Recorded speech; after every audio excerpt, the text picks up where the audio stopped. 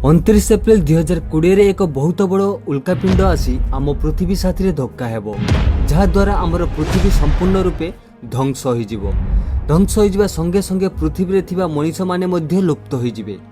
किछि एही प्रकार खबर सोशल मीडिया रे खूब जोरदार रे भाइराल हेबाकू लागिछि। किंतु 29 एप्रिल 2020 कथारे केते सत्यता अछि ताहा विषय रे मु आज आपण मानकू कहिया पई जाउछि। तो एथरे भिडियोटी को आरंभ करिबा।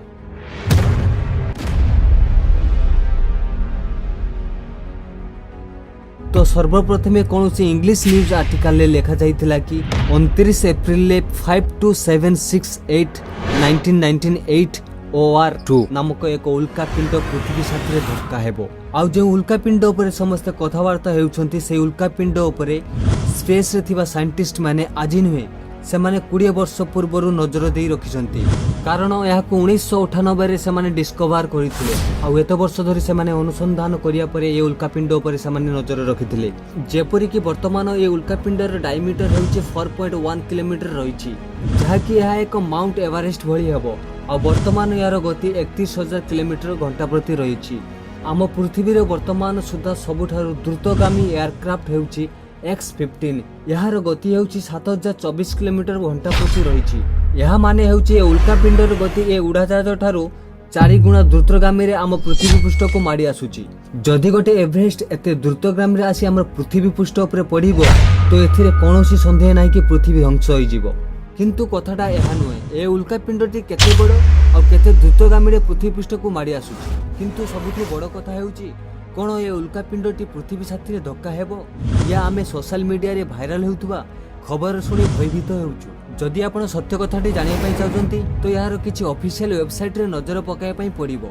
उल्कापिंड उपरे जो वैज्ञानिक माने नजर दे रखिछंती सेमानकर ऑफिशियल ट्विटर अकाउंट इन्फॉर्मेशन हिसाब रे ए उल्कापिंड 29 एप्रिल पृथ्वी ठारू 3.9 मिलियन दूर रे अतिक्रम करिवो।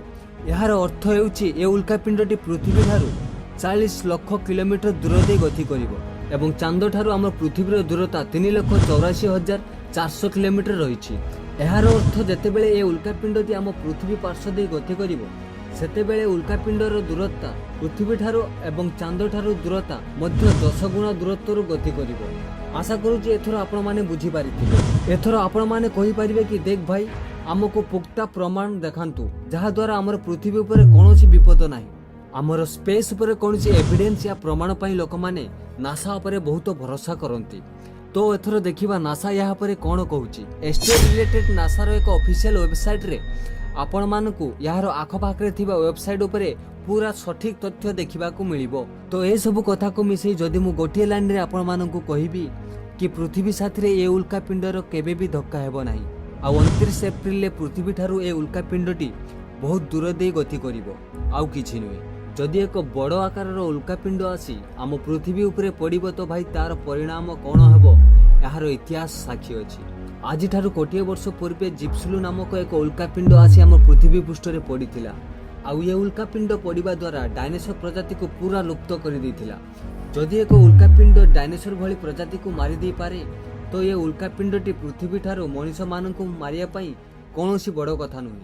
आम अंतरिक्ष रे अननोन चैलेंज केउठी आउ केबे केते बड़ आकार रे द्रुतगामी होई आम पाखकू मारी आसी पारे ये कथा केही भी कहि परिबे नाही। किंतु जदि मु कहे 29 एप्रिल 2020 रो कथा तो आमे पूरा सुरक्षित अछु। जदि आमको कोनोसी उल्कापिंड उपरे गुरुत्व देबार अछि तेबे से उल्कापिंडटी हेउचे एफिस। 10 एप्रिल 2029 रे पृथ्वी सहित धक्का हबार मात्र 2.7% संभावना रही। जदि आपण माने एफिस उल्कापिंड उपरे जानिया पई चाहुचंती तेबे प्लीज कमेंट करी जणांतु। तो आज पई एतिकी। जदि आपण मानको ए भिडियोटी भलो लागिछि तो प्लीज ओटे लाइक करंतु एवं शेयर करंतु एवं ए चैनलटी को सब्सक्राइब करंतु। धन्यवाद।